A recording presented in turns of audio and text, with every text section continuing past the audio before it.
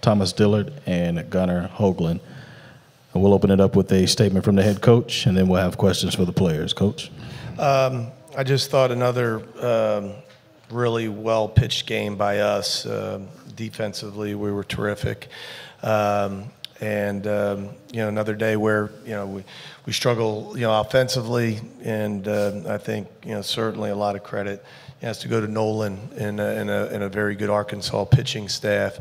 And some of it's, our own, I think, demise. But what the neat thing, I think, for me, sitting in the dugout is just the way that, the kids kept their composure, continued to play defense, continue to pitch so you can win this type of game. And, great effort by, Gunnar today, a true freshman. It just seems to get better and better with each outing.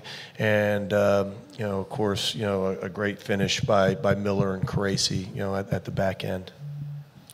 Questions for the players now?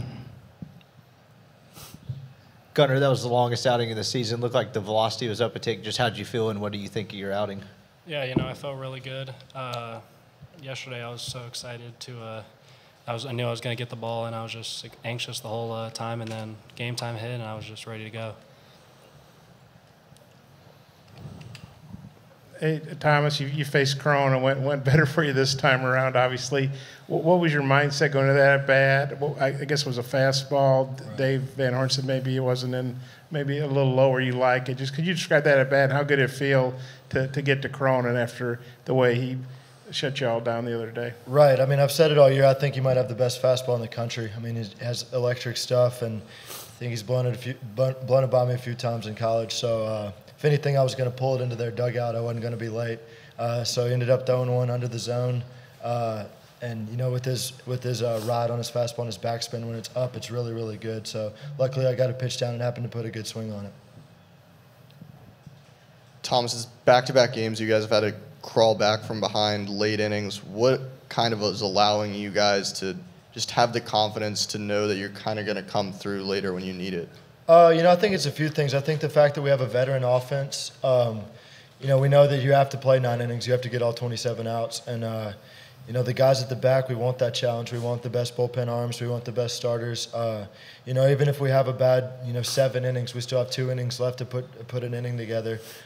Just staying with it. That's what Coach B said all year. Just scrap and fight and put the quality of bat change together. Gunnar, looked like they were squaring up against you pretty good in the fourth, and you were able to recover. How did you kind of get back on solid footing, I guess? Yeah, I was just leaving pitches up in those 4th and 5th inning, and I was just, focusing on keeping the ball low in the zone and make quality pitches. Thomas, this is a really dumb question. I think y'all have won y'all's last 5 games in the Powder Blues. Is there like something to that, mojo-wise? Coach B talked about it in our meeting this morning. He's not a very superstitious guy, but if we keep winning him, I guess we'll have to bring him out tomorrow. But, I guess look good, feel good, play good.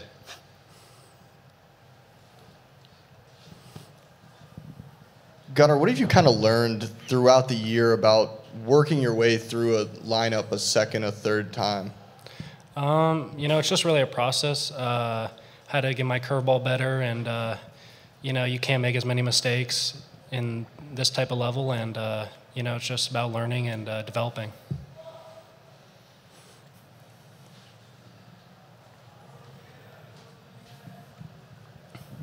This is for Thomas. I was wondering what you thought of Connor Nolan today, and you saw him in Fayetteville early in the conference season. He's a freshman. He played football, so he didn't miss fall baseball. Just wondering what you thought, maybe comparing him today to what you saw several weeks ago, and just what you thought of him today. Right. It's really impressive for him to be able to do both. It shows what kind of athlete he is. I think just like Gunnar, I think he's made some strides. Become a little bit more mature with how he pitches. Throw all his pitches in the zone.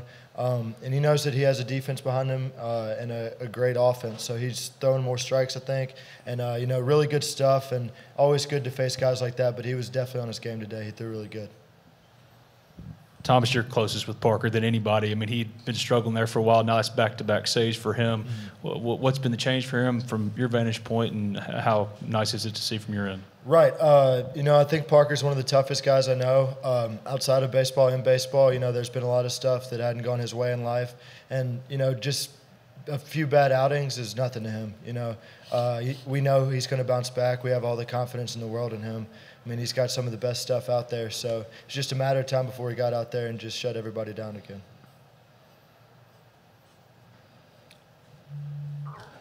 Anything else for the players?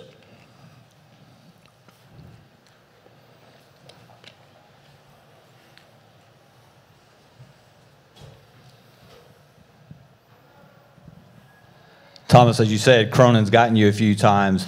When you're coming out of the on deck circle, you fully expect them to go get him to face you in that moment, and talk through your mindset as you're walking into that at bat. Right. I think I walked up to the plate versus Vermillion, but at the back of my mind, I knew I was going to face Cronin. As soon as I saw Plunkett walk out there, I went back to the dugout, got my right-handed Evo shield, my right-handed helmet, put it on without even looking, knew it was Cronin, walked out to the on-deck circle and just got ready. You have to gear up for his fastball. I mean, he's got a great fastball. Like you said, he's gotten me a few times, but today I just got a fastball that I could hit and happened to put a good swing on it. But he's going to have a lot of success here, and then I think he'll be a major leaguer one day. Anything else for the players? Thank you, guys. You guys can step down. Thank you.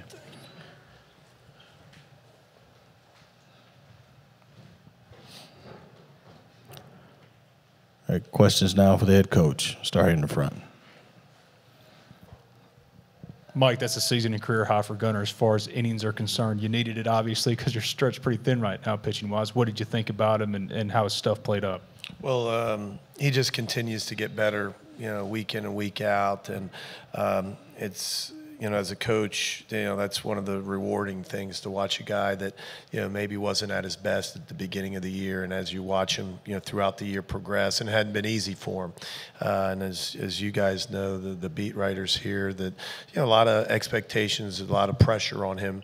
But he's handled it and he's come through, and he was awesome, the last few weeks, not just at Tennessee. I thought he pitched well at LSU, and he just continues to get better. And so, better command of all the pitches. I thought the stuff is better. I thought more velocity, more life on the fastball. The breaking ball just continues to come, and he's a real good one.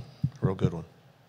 Mike, I think that's 8 innings now. Your bullpen has allowed, I think, a run on maybe 3 or 4 hits this week. Was that kind of something on the forefront of your mind this week, is to maybe get figured out and get more guys pitching well?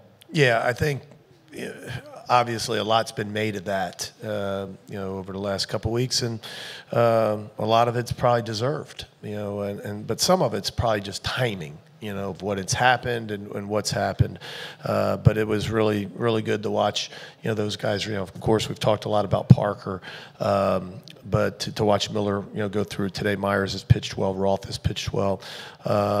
Just to continue to get innings out of those guys, because in tournament time, you need that. And but the other thing is just to get length out of the starters, which we've gotten. And if you look probably throughout the year, these 3 guys individually, Etheridge, Nikhazy, and Hoagland in their starts in SEC play, I don't remember getting that kind of length out of 3 guys consistently week in and week out. So I think the pitchers have done a terrific job. Mike, offense as a whole hasn't really put it together that much since we've been here, but it's back-to-back games now that they've kind of been able to pull it back with their backs against the wall. From your experience, what kind of allows a team to bounce back later innings when they know they have to put some runs up? And I think that's the biggest difference. I mean, I think it's easy to look at the scoreboard or look at the box score and look at, some of the negatives, and I understand it. I mean, as coaches, we look at the same thing, and, the lack of runs, the lack of hits, the lack of opportunities. And so that's frustrating. But the one thing that we realize is that we do have a good offense, and it's there. It's be one thing if we didn't, we've never done it or haven't done it against good competition. We've done it against good teams. We've done it against aces. We've done it against future first rounders. In this time period, we haven't done it. But back to your question, I think that's the big thing. I think our takeaway the last few games is bad as maybe the production or the results have been, the guys have hung in there.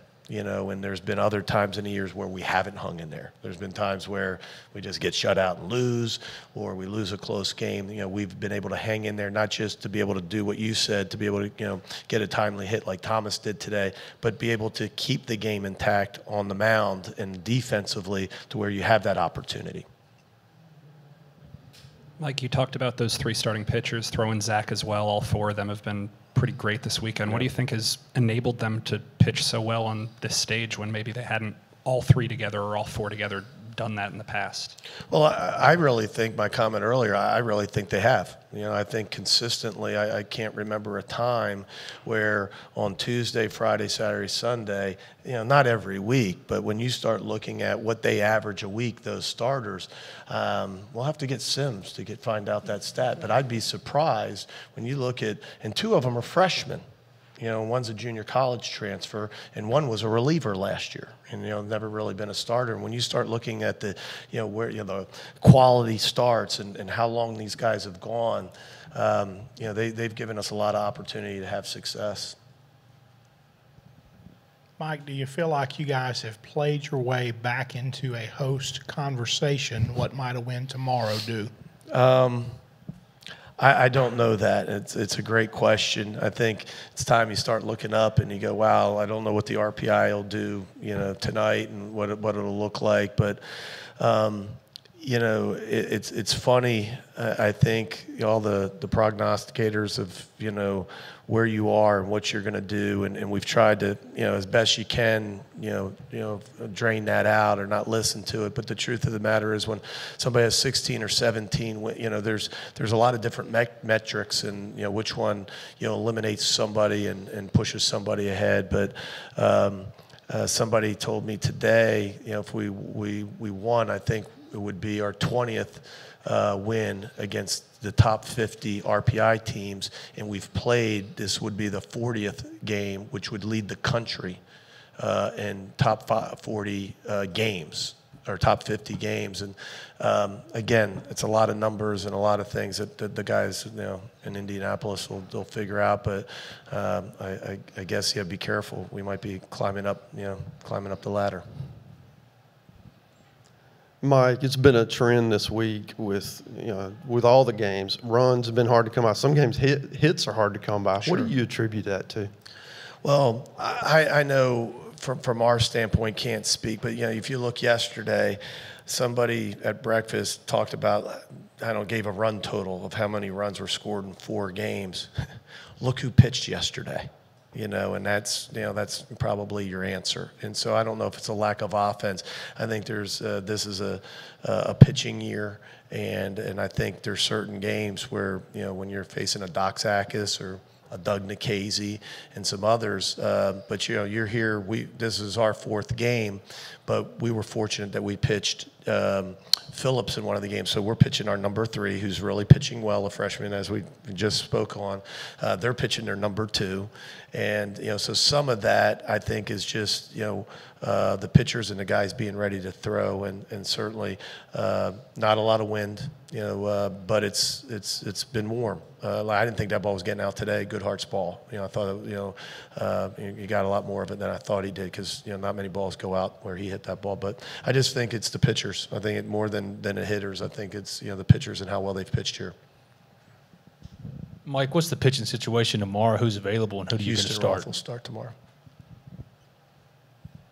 Mike, I had a couple quick ones. 2 days ago, Cronin comes in. You guys got 2 guys on in the 8th, and he gets the better of you guys today. You guys got the better of him. I guess what was different about today? What do you think of your guys' at bats? I think Thomas, just said it, well, and he's really good, and I think sometimes those closers, it's unfortunate that there's so much made on one pitch or one at bat. I mean, he's only out there for a couple outs, and it's you kind of live and die, with a pitch, but he's won a lot more than games like this, and he'll have a lot more success in his career. It's just sometimes when you're at the end and it's that close, sometimes it doesn't go your way. I think it has a lot more to do with that than anything. You can sit there and try to break it down, but at the end of the day, he faced 2 really good hitters in Dillard and Kessinger, and they got a couple good swings off. It's baseball. Arkansas, is there any Dave says he feels good about being a top 8 seed, but obviously we don't know what'll happen. I haven't played Arkansas 5 times. You guys actually beat them 3 times, so that's pretty good. Do you feel like they're a top 8 seed? Just what do you think? 100%, not even close. 100% national seed.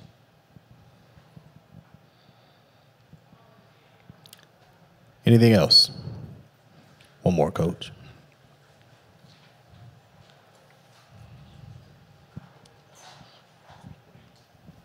All right, Mike, so you got to answer the question, are you superstitious when it comes to the powder blues? And will you wear them tomorrow? We will wear them tomorrow. And I'll tell you what, Thomas, what I said in the pregame meeting is I don't really consider myself a superstitious guy where I wasn't ever, as a ball player, put the socks on a certain way or do things like that. But I am a believer in confidence and feeling good, and if they think a certain thing works, it be it uniform or their routine or superstition or whatever, I think that matters. And I think to say it doesn't matter is ludicrous. You watch golfers walk up to a putt the same way and do the same thing all the time. Is that superstition or is that routine to where they feel more comfortable and to where they're in their comfort zone of where they can execute things? And so you say, well, what's that have to do with the uniform? Well, if they believe that the uniform is going to help them win, they're probably a better shot. So yes, that's a long answer to we'll wear the powder blues tomorrow. Thanks, Coach. Appreciate it.